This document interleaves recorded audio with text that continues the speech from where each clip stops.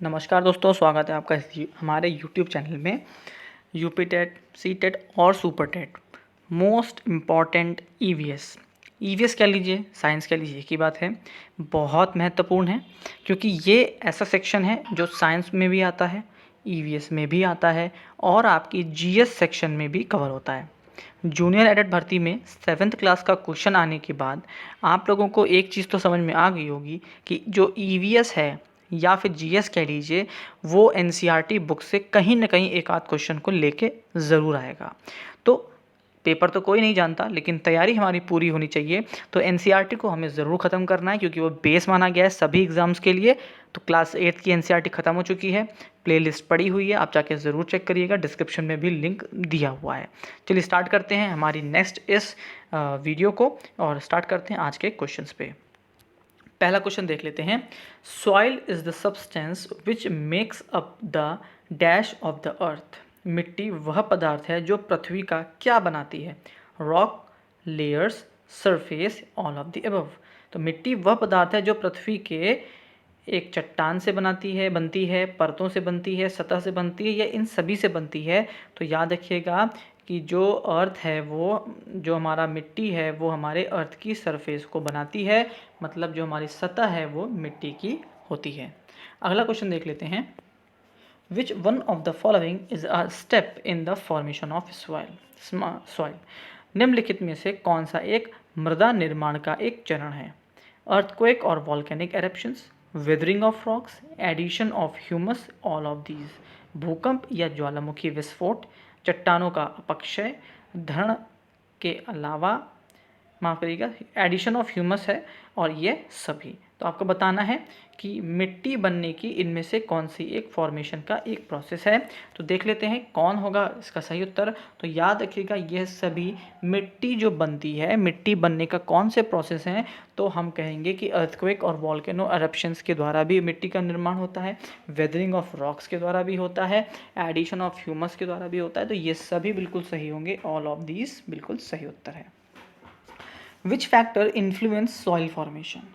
मृदा निर्माण को कौन सा कारक प्रभावित करता है? महत्वपूर्ण क्वेश्चन है।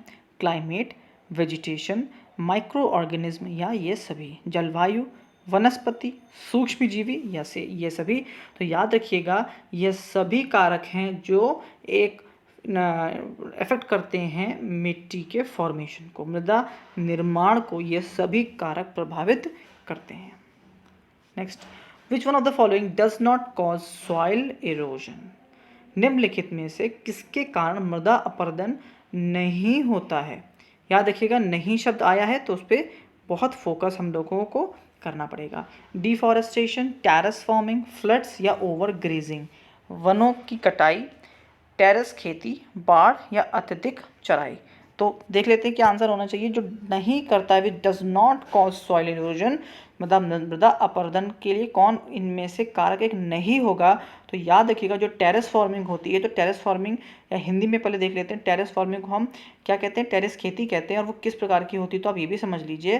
टेरेस खेती जो होती है वो होती है हमारे पहाड़ी इलाकों में। तो आपको जैसे पता है कि मान लीजिए कि पहाड़ है, ये एक पहाड़ है, तो इसमें क्या होता है कि वो लोग जैसे सीढ़ी नुमा एक प्रकार की खेती होती है, उसको हम टेरेस फार्मिंग कहते हैं। इसके वजह से क्या होता है कि आपकी मृदा अपरदन नहीं हो पाता। अगर हम सीधी खेती करेंगे तो जो यहाँ की मिट्टी है वो नीचे ढहने की उसकी क्या होती है, पॉसिबिलिटी बन जाती है, लेकिन टेरेस फार्मिंग की वजह से ये पॉसिबल नहीं होता। तो बिल्कुल आंसर सही होगा टेरेस फार्मिंग।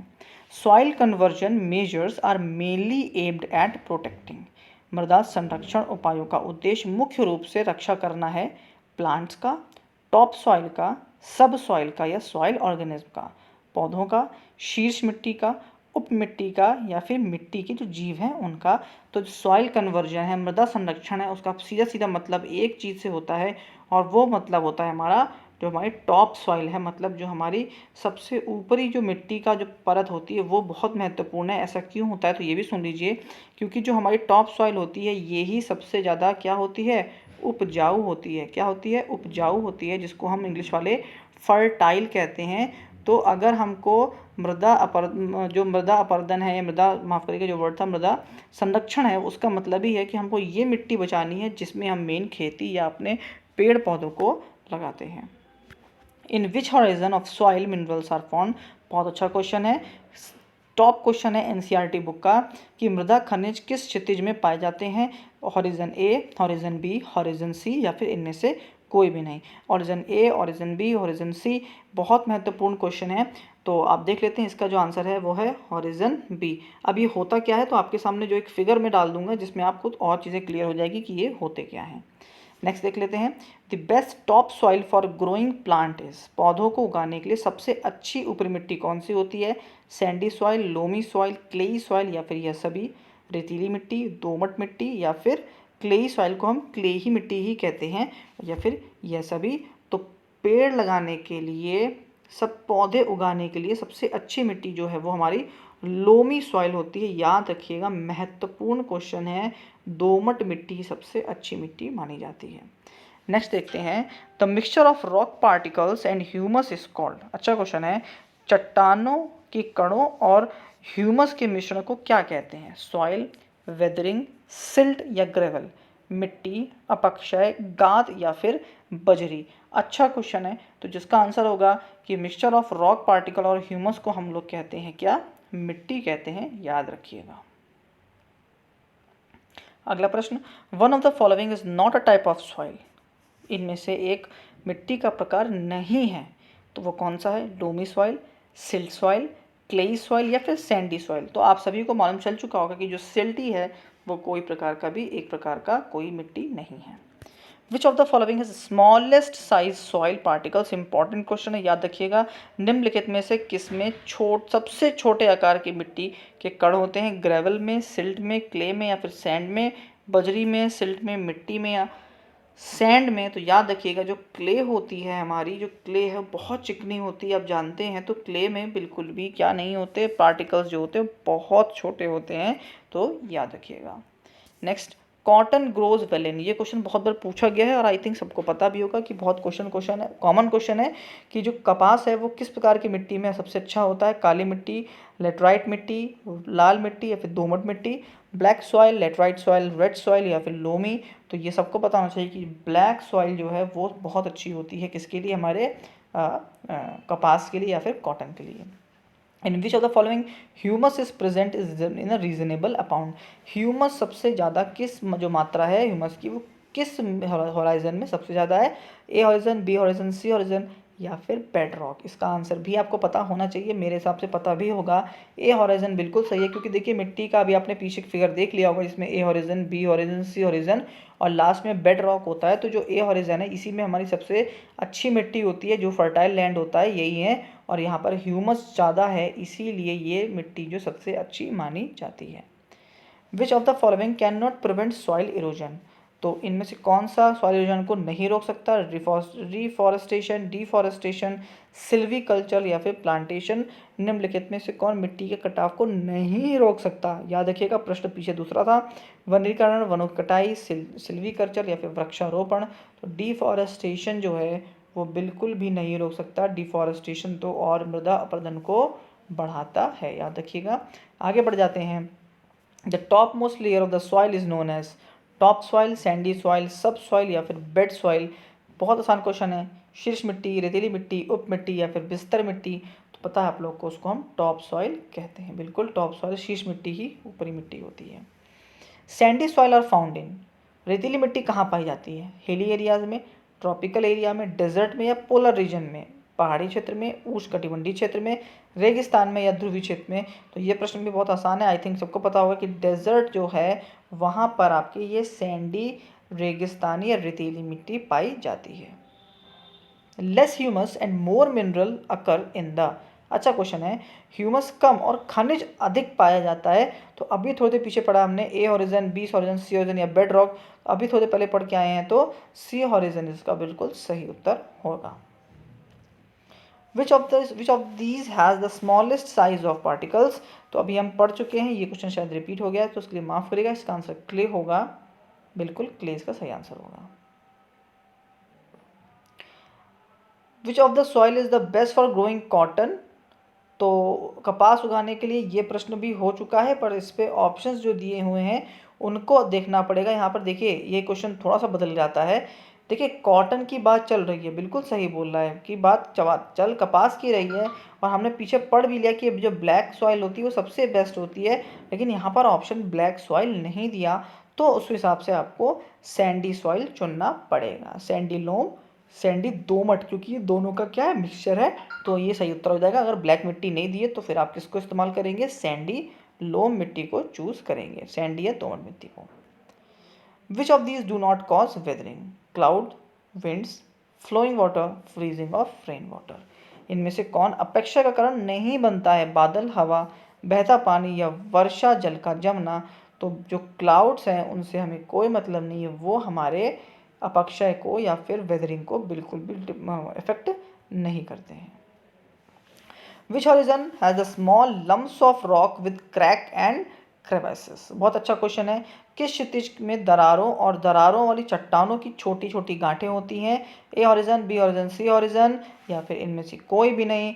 फटाफट देख लेते हैं। जो सी हॉरिजन है उसमें ये पाए जाते हैं। Water logging can be expected in the soil which is rich in. समृद्ध मिट्टी में जल भराव की उम्मीद की जा सकती है जब मिट्टी कैसी हो, सैंडी हो, क्लेई हो, सिल्ट हो या ह्यूमस वाली हो। मिट्टी हो, गाद हो, ह्यूमस हो या फिर आपका सैंड हो, तो याद रखिएगा जो क्ले है ये इसका बिल्कुल सही उत्तर होने वाला है, तो क्ले बिल्कुल सही उत्तर है, माफ करिएगा। पैडी ग्रोज बेस्ट इन, अच्छा क्वेश्चन है, धान सबसे अच्छा किस मिट्टी में लगता है, क्लेई में, लोमी में, सैंडी में या सैंडी लोम में? तो याद रखिएगा सही आंसर इसका क्लेई सॉइल है, तो क्लेई सॉइल में सबसे अच्छा धान लगाया जाता है। विच of the following factor influences soil formation? निम्नलिखित में से कौन सा कारण मृदा निर्माण का प्रभावित करता है? क्लाइमेट, वेजिटेशन, पेरेंट रॉक या फिर ऑल ऑफ दीज? जलवायु, वनस्पति, पेरेंट रॉक या फिर ये सभी? तो इसका सही उत्तर होगा all of the following, that is ये सभी। The breaking of rock by the action of wind, water and climate is called. बहुत अच्छा क्वेश्चन है, ये क्वेश्चन पूछा भी जा चुका है एक दो बार। एनसीईआरटी के बच्चों के लिए क्वेश्चन बहुत इंपॉर्टेंट हो जाता है। सॉइल प्रोफाइल, ह्यूमस, वेदरिंग या वाटर लॉगिंग? तो पवन, जल और जलवायु की प्रक्रिया से चट्टानों का जो टूटना वो क्या कहलाता है, किसकी वजह से होता है? तो मिट्टी प्रोफाइल, ह्यूमस अपक्षय की वजह से या फिर जल जमाव की वजह से, तो ये सबको पता होगा। वेदरिंग बिल्कुल सही इसका उत्तर होने वाला है, दैट इज सी ऑप्शन, अपक्षय बिल्कुल सही होगा। The layer which is soft, porous and can retain more water, important question है, तो वह कौन सा आपको बताना है, वह परत को जो नर्म है, झरझरी होती है और अधिक जल धारण कर सकती है, उसको हम क्या कहते हैं? महत्वपूर्ण है। टॉप सॉइल कहते हैं, बीज तिज कहते हैं, सीथिज कहते हैं या फिर आधार शिला कहते हैं? तो याद रख लीजिएगा इसका आंसर है टॉप सॉइल, बिल्कुल सही हो जाएगा। Soil can be acidic, alkaline और न्यूट्रल, याद रखिएगा मिट्टी अम्लीय भी हो सकती है, क्षारीय भी हो सकती है और तटस्थ भी हो सकती है, तो इंपॉर्टेंट है इसलिए मैंने आपको डाला है कि बिल्कुल सत्य वचन है, ये ट्रू होने वाला है। अब देख लीजिए कि कौन किस प्रकार की मिट्टी में ज़्यादा अच्छे से हो जाता है, तो पैडी क्लेई सॉइल में, लेंटिल्स लोमी सॉइल में, कॉटन सैंडी लोम में पड़ चुके हैं और बेड रॉक में पेरेंट रॉक है, और ह्यूमस जो है वो टॉप सॉइल में सबसे ज़्यादा पाया जाता है। ये भी इंपॉर्टेंट है, याद ज़रूर रखिएगा। कॉटन के लिए देखिएगा सैंडी लोम सॉइल का इस्तेमाल हो रहा है, ब्लैक सॉइल भी है लेकिन सैंडी लोम अगर दिया हो तो उसको ज़रूर कंसीडर करिएगा। यहाँ पर हमारी ये सीरीज़ ख़त्म हो रही है, माफ़ करिएगा ये वीडियो ख़त्म हो रही है। इसमें हमने एनसीईआरटी क्लास 7 के सभी मोस्ट इंपॉर्टेंट टॉपिक्स को कंप्लीट कर लिया है। शायद ही कोई क्वेश्चन बचा होगा जो इस चैप्टर में अब रह गया हो, तो ज़रूर देखिएगा। जो टफ क्वेश्चन एक्स्ट्रा टफ लगे उनके नोट्स बनाते चलिएगा, क्योंकि ये आपके काम में बहुत आने वाले हैं। और एक जूनियर एडिट में आप देख चुके हैं तो थोड़ा सा सचेत हो जाइए, हो सकता है कि आपके पेपर में भी ऐसा कुछ देखने को मिल सके। बाकी पेपर जैसा भी आएगा देखा जाएगा, तैयारी अपनी पूरी रखिए और चैनल को अपना प्यार देते रहिए। Thank you and have a nice day. Like share subscribe करके ही जाइएगा। Thank you.